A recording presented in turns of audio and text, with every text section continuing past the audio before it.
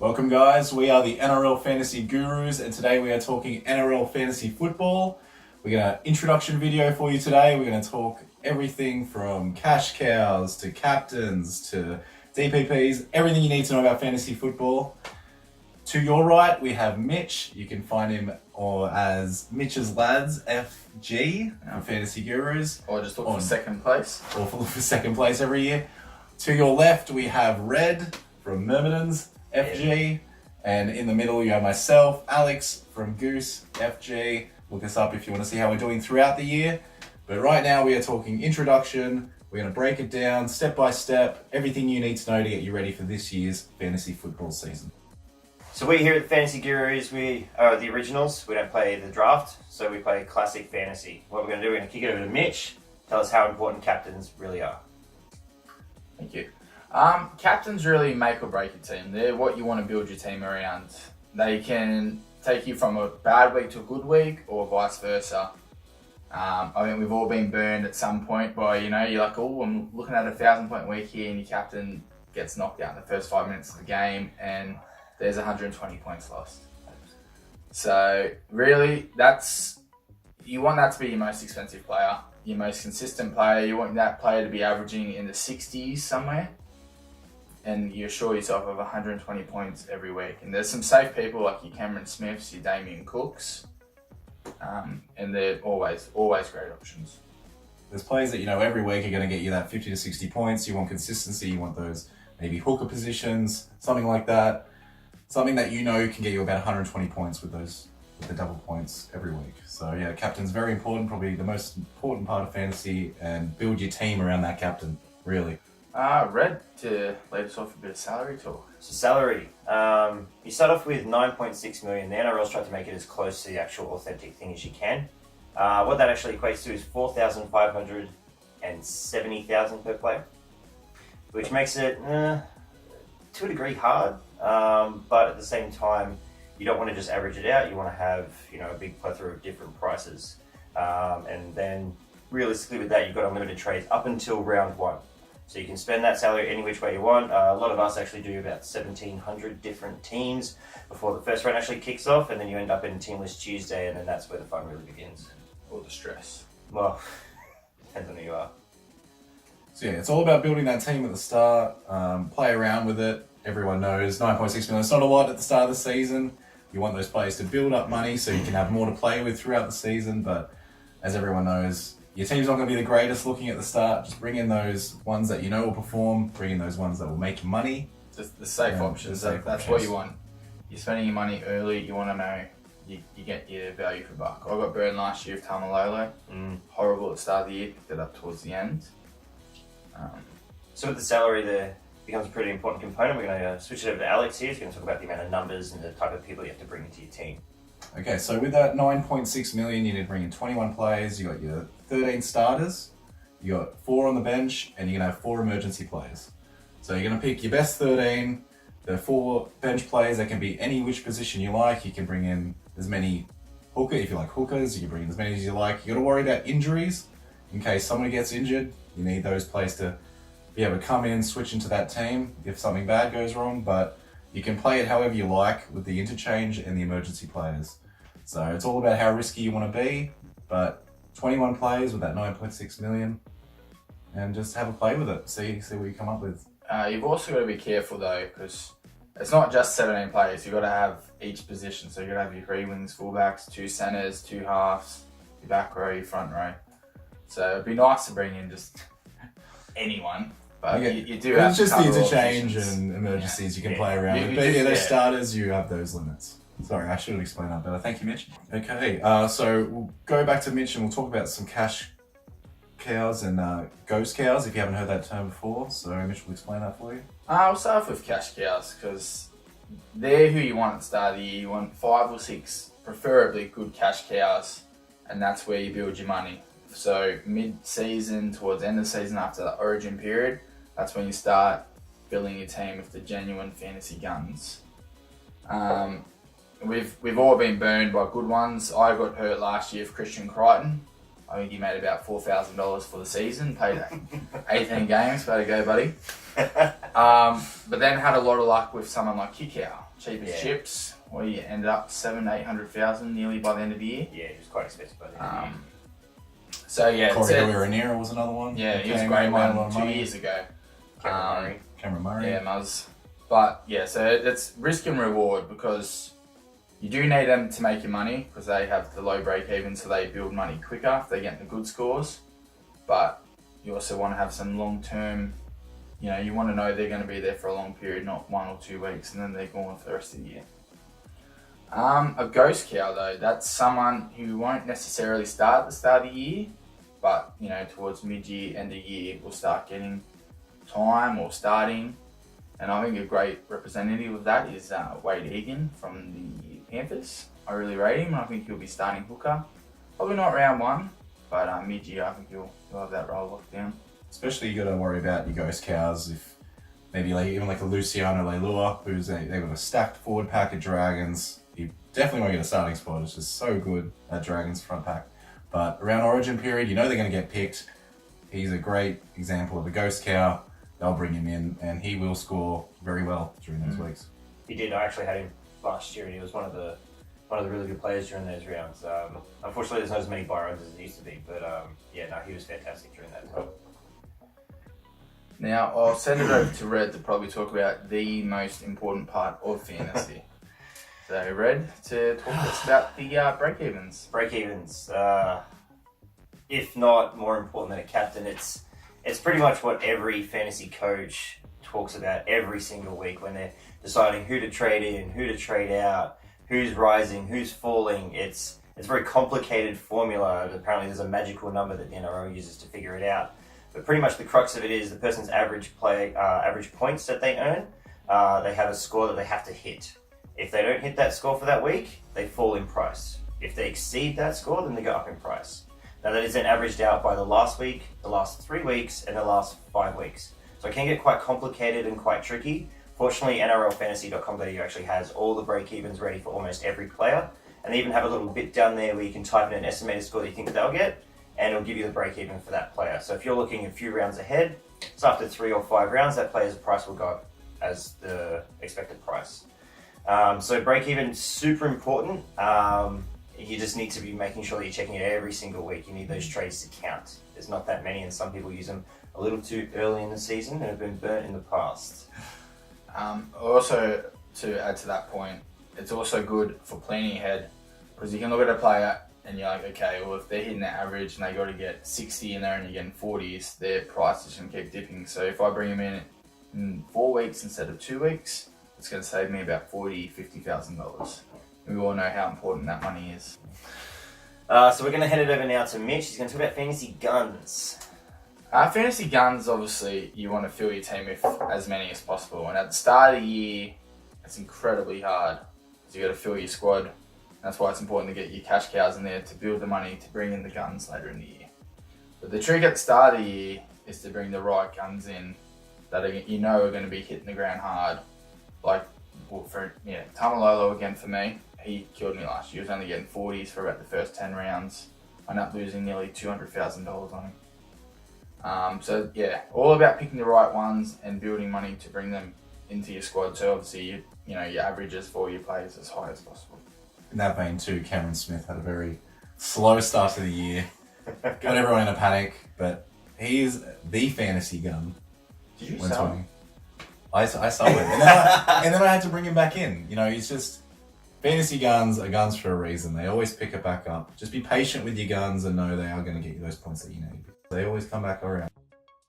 Yeah. And then you have a few of those guns where the buyer beware, people like Kalen Ponga being a fantasy gun last year was almost unstoppable, who has moved into a new position and probably will have a bit of a learning curve and all that sort of stuff. But then you get people like James Tedesco, who that team just gets better and they put more pieces around him. It seems impossible for him to not score high every week. Yeah. An absolute must bring in my opinion, Teddy, but that's a whole other story. Right. Ready? Now talk about keepers. Well, a keeper in a gun, more than anything, is Cameron Smith. So keepers are the guys who you're going to have them every single week for the entire year. You have their buying price at the start of the year and you don't ever intend on selling it. So again, I think Cameron Smith is the best example of that. One, Cameron Smith is a hooker who makes a lot of tackles, who kicks goals. He's pretty much the key playmaker for that team, but at the same time, he's not playing Origin anymore. So if you can have a guy who's scoring consistently high and isn't playing Origin, which means a lot more points, and when you look at the difference between him and Cook, there's quite a significant price difference. So Cameron Smith is more of a keeper than Cook is. Even though there's a slight difference in the average, you probably actually make that up in the 1 week. And you don't have to worry about trades. And when your trades become more important to around that time, you kind of don't want to be having to be subbing someone out who you could have had easily from the start. I don't know if you guys have any other suggestions for keepers, but I think Kansas. Oh, there's a lot out there. You've got your Dry Aris, your Fafitas, your Gallons, Teddies. Latrell last year was an absolute keeper at centre, which is, Helped me win the league last year against these boys. Did. the hardest position to fill centre. Yeah, absolutely. Yeah, they'll be out there in every position. It's just about picking the right ones. And going into fantasy keepers, the ultimate goal really is to have those cash cows become the keepers, going back to cash cows. So like you said before, Cameron Murray became an absolute keeper. You couldn't sell him. He was just consistent until he lost the starting position briefly. But Kick-Out was another one. But that is the goal. Hopefully those cash cows make you enough money to become keepers. Otherwise, you have those options to sell them off anyway. Alright, I'm going to head back to Mitch again. He's going to talk about DPP, which can be a super important component of fantasy football. Yes, DPP, especially with your limited bench space. You used to have 25 you could carry in your team, so you could have a lot more variety in the depth and how you use your bench. But now DPP is obviously a dual position player. So a perfect example of that is Jordan Kahu, for instance. He's wing fullback and he's also centre. So it gives you the ability to play him in either position. So you might not necessarily use him 1 week, but your centre goes down. You need to fill someone there, bring him up, bring another centre in there. It gives you a lot of options, a lot of variety. Extremely important when there's injuries, suspensions, origins, buys. Yeah. DPPs are those players that are just going to fill in wherever you need them and hopefully save you from using up those valuable trades. Yeah. So, Hot tip would be to fill your bench and your interchange with as many DPPs as you can. They're the guys who are going to have to sub in for injuries when you don't want to use trades, and they're the guys you have to use during Origin as well. So when you don't want to, you get extra trades for Origin period, but you don't want to have to use them if you can avoid it. Yeah. You don't want to have those injuries at the end of the year that have killed some of us in the past. So DPP, maybe even more important than your captain. If you can get the right ones, like Kurt Capel, very, very good option at DPP. You chuck that guy in centre, he's playing second row for probably 80 minutes a game. Like that's the best example of DPPs that you can have. So you really need to focus on having a bench full of those guys, and that way later on you're going to save yourself a lot of heartache. other examples, Cartwright if he starts, but No. danger. Buyer beware. Buyer beware on that one, but Yeah. if he starts. I'm touching. Alright, we're going to head over to Alex now. He's going to talk about PPM. Okay, so talking PPM, the abbreviation is, of course, points per minute. And when you have players that are like props, they're only going to play 50, 60 minutes a game. If you're bringing in props, you really want them to be more PPM players. You want them to get those high scores in a short amount of time as possible. Obviously, 80-minute players aren't really PPM affected players, but it's especially important with your props and things of that nature. So, for example, I have Herman Ese last year was a great option. I don't know if he's going to have the same effect with Clemmer in the side now at Newcastle Knights, but perfect example of coming in, he'll play 50 minutes a game and he'll get those 50 points as well. So, I don't know if you guys have any examples of PPM players. Oh, you can go first. Well, Danny Alvaro, I think for me, he actually helped me a lot last year. I had Danny Alvaro for a long time, and he was a fantastic point per minute player. And for a player who was playing 60 minutes, because Parramatta had barely no forwards at that point in time, and you could pick him up somewhere around the 550k mark at the start of the last season. I think he's somewhere around the 7k mark this year. But even still, like a point per minute at 50 to 60 minutes, that's the perfect player. That's the kind of guy you need in your team. If they can throw a try or a try assist in there, boost them even more. I think a good example, and probably more on the expensive side, would be Andrew Fafita. And he gets about 60, 65 minutes for Sharks, but usually averages about 50 minutes. Well, he was getting a bit frustrated by his lack of minutes last year, Yeah. but he still scores. He's still, it was still like you'd consider him a keeper. So Yeah, it'll be interesting to see what the Sharks do with him.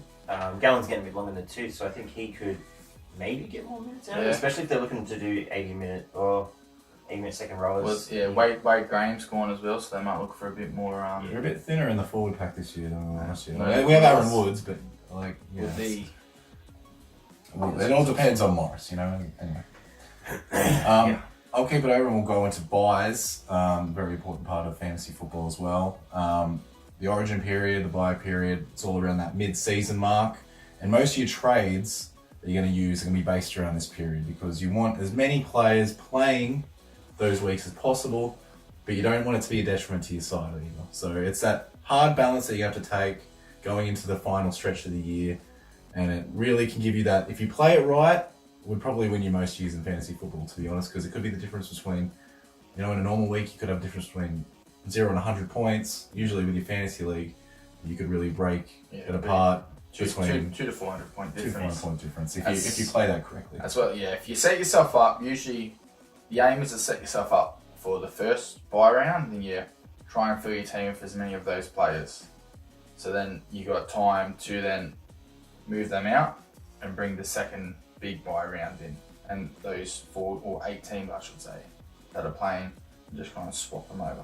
And as Mitch mentioned earlier, that's where the DPPs are especially important, because then you can really shuffle around your team. You can fill in those gaps with those DPP players. So we have round 12. There'll be 4 games played. Half the teams will be playing. And we also got round 16, also half teams will be playing. So they're the rounds we're going to be watching this year. We'll be talking about it, you know, as it gets close to those buy rounds, who should be bringing in, who should you be taking out. And, you know, like Brad said earlier, you got Cameron Smith, who, you know, be a great pickup this year because he's not playing Origin, and so we'll have Origin week around those times as well. So we'll plan around those times, and hopefully we can get through them unscathed. But buy rounds very important, and never goes to plan. No. Yes. Good thing with buy rounds, for those who are just playing for the prizes, etc. like that, you can actually tailor your team to be for a round 12 team, and you can try and win the league with the most amount of points in that one game. So they do a weekly prize and they do an overall arching prize. The guys who are going just for the weekly prize can actually tailor their team to have every single player playing that one round. If you just want to win yourself a prize, it's a pretty good way to do it. A lot of people have actually done it through those 2 rounds where they just win the week. I think it's $500, something like that. Something like that. Just to win the week. So, you know, Create like a couple of email accounts. you know, you create a couple of teams. You have one set for the entire year. You have one set for round 12, one for round 16. Yeah, pretty good coin by the end of the week. I might actually win something. So I'll throw it over to Ray. We'll finish up on something that's not really talked about, but if you play it right, it can be quite important in your fantasy league. So we'll talk about the rolling lockouts. Rolling lockout is actually super important. Rolling lockouts, what it means is when you set your team at the start of the week and the first game's played, where everybody's locked out. Once that game ends, you can then do your trades and all that other stuff. So if you have a guy who's playing on Sunday's game and you're untoo sure if he's going to be playing, and you've got a guy in Friday's game, best to play the Friday's game guy. If you've got 2 guys on the Sunday and trying to decide who to pick between, you wait for the injury reports about an hour before the game, you can actually make an educated decision to bring him in or take him out. The only restrictions that you do have are your captain and your vice captain. Can't be touched. They're locked. There is a loophole around that. You can set a captain to a guy who's not playing, have your vice captain as your best player and a guy on the bench, and then you can bring in a captain and he takes over. And there's a bit of a loophole. We'll probably explore that a little bit later.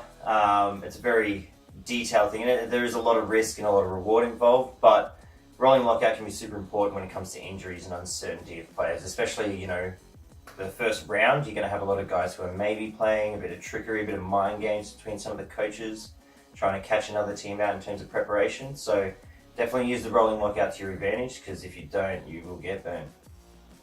I think we've all been stung by the lockout at one stage or another. Trying to risk it all. Oh, well, come on. If you don't risk it, you don't win it. Like, what's the point?